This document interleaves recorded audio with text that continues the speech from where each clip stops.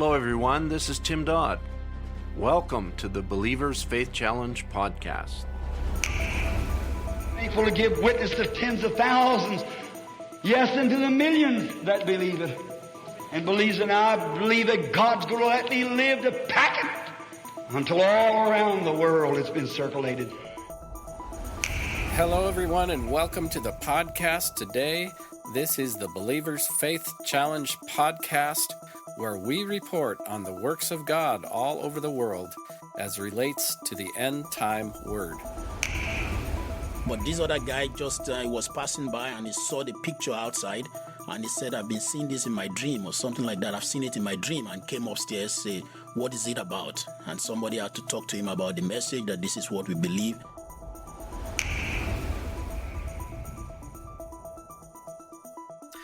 Well, welcome everyone once again to another episode of the Believer's Faith Challenge podcast. We're happy to have each and every one of you with us, all our friends around the world whom we love. And today we're going to visit once again a story that we've had on here before, but we haven't talked about in a while. And that is the print library that has been opened up in the country of Angola. And we last reported on this in a podcast on February 4th, 2021, and we titled it Breakthrough in Angola. And it truly was a breakthrough. There were obstacles that had to be overcome. There was a government that was somewhat controlling and maybe not necessarily favorable to the opening of this print library that would make the message available to thousands of believers and probably hundreds of churches. And there's just miraculous things that surround this story. We interviewed Brother George Oyetola, how he was transferred by his work to Angola, and that was just a strictly a secular transfer. It was a job that he took, but we found out that there was a work for him to do in that country, and the Lord has blessed it. And a print library has opened up, and now thousands of believers are being served by that.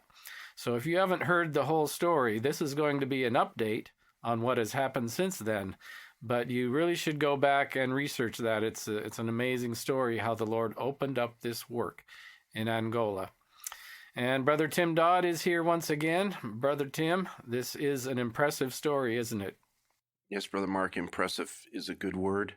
We're impressed by the sovereignty and the supernatural blessing of God upon this entire work. And we thank God for helping us to put this forth to enable the bride of Jesus Christ in Angola, and as it turns out in other countries, to receive the message of the hour in Portuguese. I want to say now, as I would on every podcast, this is a partnership, this work. This is not Tim Dodd or Brother Ed Biscoe or anybody in singular. One plants, another waters, but God gives the increase. It's people from all over the world that are burdened for the missions work. And Brother George is one of those people, and he has had a burden for mission for many years, and God placed him in Angola just at the right time, and he's just about to leave the country, being transferred with his company again to another country. But we thank God that Brother George has been there to help us and help this project every step of the way, and may God continue to bless it going forward. So let's bring Brother George in without any further ado. Welcome, Brother George. We're so glad to have you with us today, and glad that we could catch you while you are here in Canada. And so welcome to the Believer's Faith Challenge podcast. Thank you for having me, Brother Tim.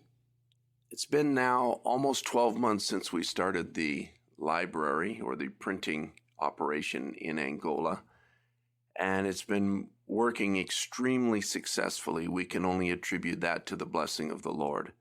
And we're so thankful for the thousands, tens of thousands of books that have already been printed and put into the hands of believers there in Angola.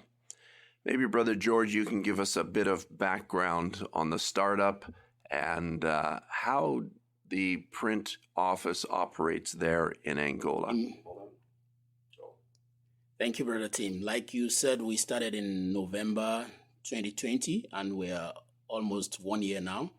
The print station has been in operation since then, and we've been moving in little progress. And today we are more of a stable situation. The library actually works by having the pastors come in. We make sure pastors fill a registration form to show that they are associated with us, and so that we can easily contact them. And when they fill this form, we add them to a WhatsApp group, because when we have new titles printed, we broadcast it on the WhatsApp group that we have new titles. Ministers can come to collect. After filling these forms, we also make sure they show their interest to send volunteers to come and work in the library. And because of the way we print, we actually need these volunteers to be able to have books, because we print the content of the books using a duplicator, which means it prints many copies of one page, many copies of the next page, and we need to sort it and collate, staple it, put the covers, trim.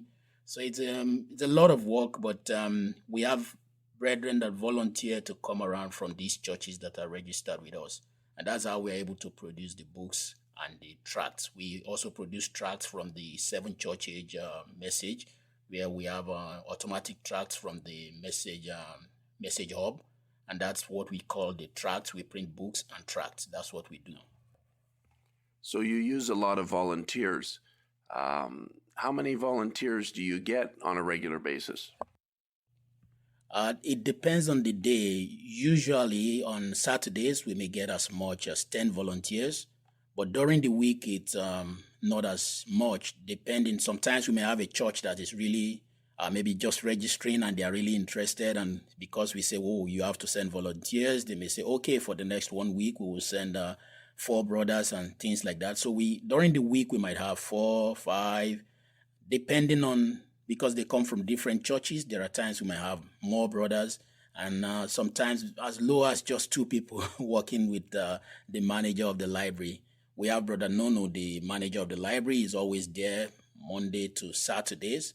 Usually at the moment we close early on Saturdays, and we are trying to work on that, since we see now that Saturdays seem to give us more people, so we are looking at having extend the time on Saturday and maybe reduce the time in one of the days of the week.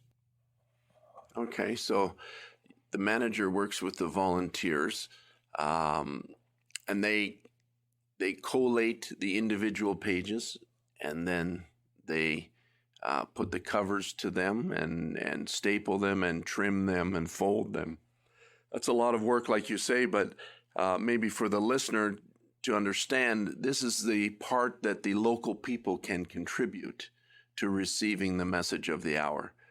Bible believers and everyone that's involved in this project sponsors the paper and the ink and the printers and everything, and pays for the office space and all of that. And then the people come together to put these books together so that they're able to receive the books. Brother George, how many churches are now involved with the print library over there in Angola? At least at the moment, we should have more than 150 churches that have registered with us. We have some churches in the provinces that have not filled our registration forms, but somehow, we don't know how the message gets across. And the manager of the library, as well as Brother Ipo that also works with us, they get calls from provinces. Maybe somebody is around. Can you give him some messages? So we have some other churches that have not filled our forms that are still working with us, which we know when the restrictions are fully lifted, it's already working fine now, because people can travel across Angola now, across provinces, and we expect that there will be more churches that will join with us. Supplying about 150 churches, that's tremendous. And filling out the forms gives them notices of when new books are available, and also it allows us to, I guess you could say, solicit them for volunteers when we need to put these books together. So that's tremendous. That's a lot of work and a lot of organization, and we're glad that it's going so well. about how many books are you printing? Are they printing right now in Angola? Yes, last month we printed about 7,500 books. That's August, 7,500 books. In September, it was less because we had a short supply of ink that was not in the country. But the target is to get to 10,000 books because we plan to print 4 titles of 2,500 copies of 4 titles. So we are targeting 10,000 copies of message books. We have the capacity. Many times our big printer is sitting waiting for us because we print the messages, and during the period of collating, the printer is just waiting for us to be ready. So we know we can do more than 10,000 if we have the volunteers, we have the ink and paper ready. We should be able to do more than 10,000. But for now, 10,000 is the target. That's 10,000 per month. A month. So far, we have printed about 50,000 books and over 20,000 tracts. So as you said, news is reaching the outlying provinces and the churches in the outlying provinces that also want to receive Portuguese message books. That's wonderful. And as you said, you're not really sure how it goes out, but the message always has a grapevine. And good news is always well received in many places. And do you know how many, or do you have any stories of brothers coming in from outlying provinces looking for books? Of course, we have brothers coming from other provinces. There's a province of in Angola that is it looks like a different country, Cabinda. It's just part of, as if it's part of Congo, but it's just a small part out of Angola, but it's part of Angola. We have brethren from that province. And not only even in Angola, we have calls from Guinea-Bissau. And a brother was going to Cape Verde the other time, was asking how to get messages across to Cape Verde. These are not even Angola, but because it's Portuguese, it's already going out of Angola that you can get Portuguese books from Angola. Wonderful. That thrills our heart that it's getting out. And, that's just relying on the Lord and the blessing of the Lord to bring it all together. It's almost like when the message first goes out around the world, some of these countries, we don't even know how the message got into the countries. But God took his message and gave it wings and reached the souls that he's desiring to reach. And we want that he would use this library to reach his bride and clothe them with the wedding garment of the word. I should just add for our listeners who are not familiar with Angola, which is located in the south central part of Africa, that the largest or maybe the center of commercial activity is in the city of Luanda. And it's a very oil-rich country. They do a lot of offshore drilling and that sort of thing. And Luanda is the main center, which is where the library is located. But from there, the books go out to the outlying provinces. And as you just heard, it's now being heard in other Portuguese-speaking countries. And so we say, praise God, and may the Lord richly bless all of those that are giving to this project. We are just so grateful to have a hand in this work. So the people might not have caught that, but just like in America and Canada, there is a supply line issue, and the ink for the printer is in short supply in the country of Angola. Do you have any updates on that, when more ink will be available? Actually, the company that sells the ink promised they will have available soon, but we don't have ink at the moment. We are looking at getting from South Africa, but Angola is a bit complicated bringing things into Angola, so it's better for us for things we can get in Angola because we go through a lot of challenge getting things into Angola. So that's one of the basic challenge we have. Even with shipping of the covers, it's quite complicated getting it in from, we print from China, the covers, and now shipping is a challenge. We were able to print last month because we had the opportunity to get some covers printed from Nigeria, and it was sent through Ethiopia Airlines, went to Ethiopia first, then came to Angola. But it came in handy. And that was why we were able to print some messages in last month. but we are still expecting the ink to be available so that we can continue printing. This is one of the reasons we set this up in Angola, is because it is definitely cheaper to print in China. However, right now in the world, and it is very difficult to ship things and very expensive because of the shortage of containers. However, also in certain countries like Angola, where they have very strict and heavy controls on what is shipped into the country, it causes great delays and a lot of times great expense because of customs and duty charges and taxes and that sort of thing when the materials come into the country. So the way that it's working with the library is tremendous. We're so grateful that the Lord has allowed us and blessed us to put the books together in this way and been able to bless so many people. Over 50,000 books have been printed, and that's just wonderful, not including the 20,000 tracts that have been printed in Portuguese. But now we're also hearing about other testimonies, not just getting the message into the hands of the bride, but recently I heard that there was a Muslim man that was affected by the message or by receiving message books. Maybe you could share with our listeners about that. Yes, we get people that come into the library. One of the testimonies was somebody that was just passing by, and he came into the library and said, I've seen this picture somewhere. I saw it in my dream. What is it about it? So one of the brothers to just talk to him about the message. We give people like that, we give them the message books. We get people from Pentecostal churches that just walk in, say, can I have books? Of course you can have books.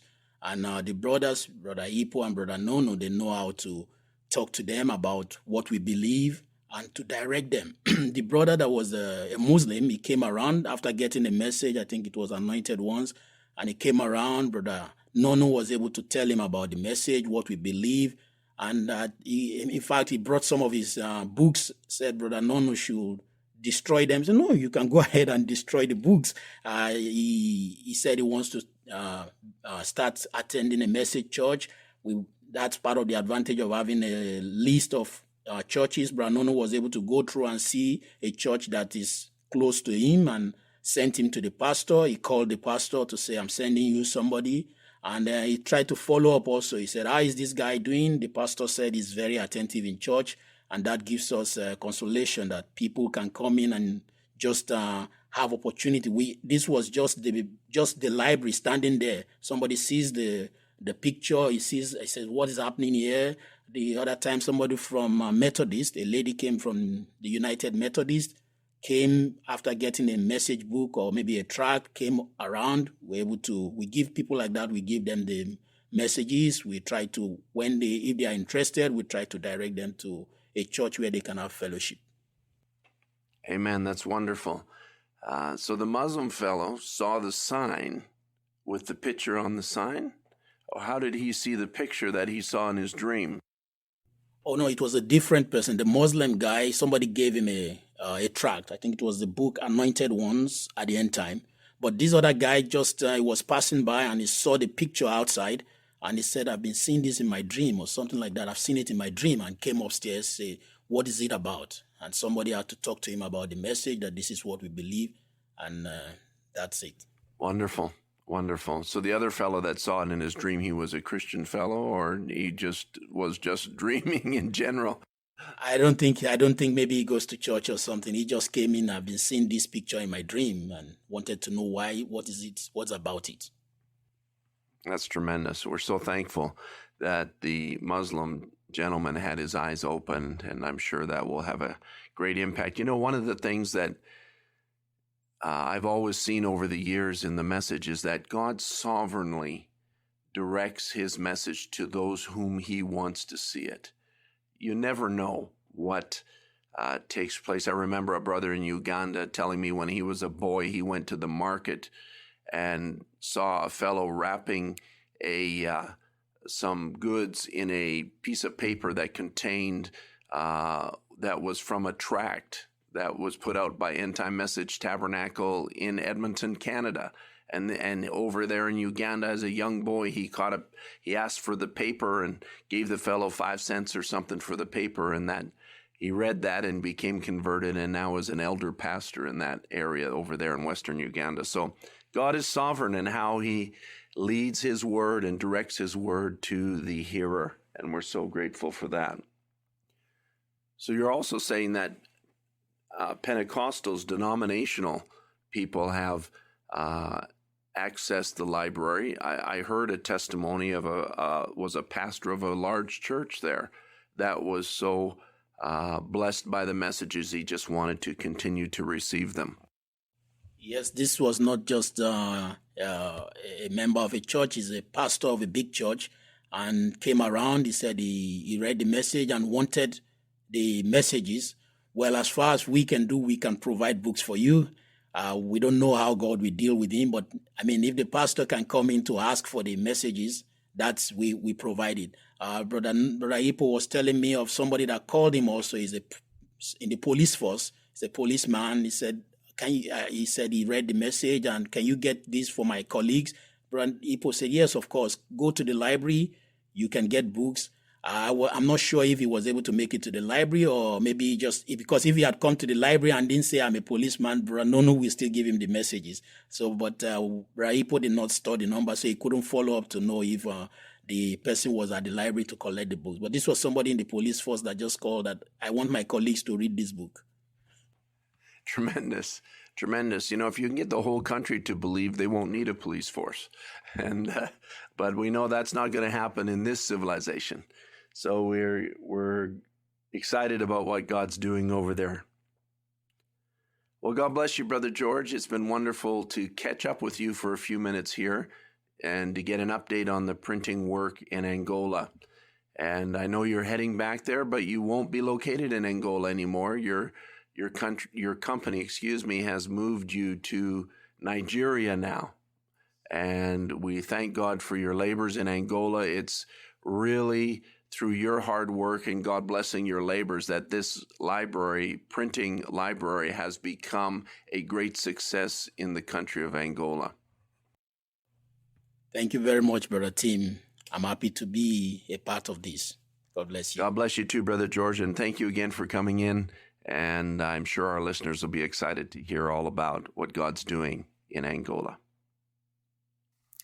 Thank you, Brother Tim and Brother George, for that amazing interview. We really appreciate the update. And I can just see right away that when something starts in a supernatural way, the trail continues. More supernatural testimonies come in, the Lord confirming He started this work, and He is continuing this work by causing new people to be saved and come into the message that wasn't even the intent of this library to begin with as an outreach to the unsaved, but yet it is having that effect. You get a hearty amen from me on that, Brother Mark. We appreciate all that we've seen, and I will say we certainly couldn't do this without the support of the people that are particularly burdened for Angola and all that have given, especially the church in Arkansas where Brother Jason Jackson is the pastor. This is built on a work that they began, and so we want to just say God bless you to each and every one that has supported this work.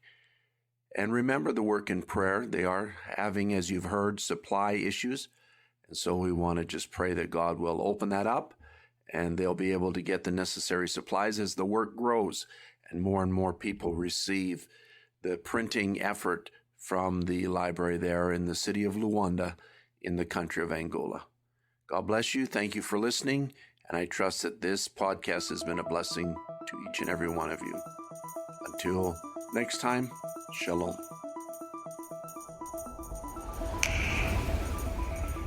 Thank you for joining us on the podcast today. Remember, friends, the bridegroom will not come until the bride has made herself ready. She must be both called and fully dressed by the Word of God. This is the Believer's Faith Challenge Report podcast. You can sign up for our email newsletter at BibleWay.org. Scroll to the bottom of the page where it says newsletter, Fill in your name and email address and click Sign Up. In this email report, you will receive reports of the works of God in China, in Africa, in South America, in India, Europe, all over the world. We also publish a full-color paper newsletter 2 times a year, complete with photographs, reports, and testimonies from all over the world. The newsletter is free. Just request it, and we would be happy to mail a copy to you. You can contact us by email at info@bible-believers.org. That's info@bible-believers.org. Or you can write to us at Bible Believers, P.O. Box 128, Blaine, Washington, 98231. That's Bible Believers, P.O. Box 128, Blaine, Washington, 98231. This is Mark Aho. Thank you for being with us today, and be sure to join us for the next Believers Faith Challenge Report podcast.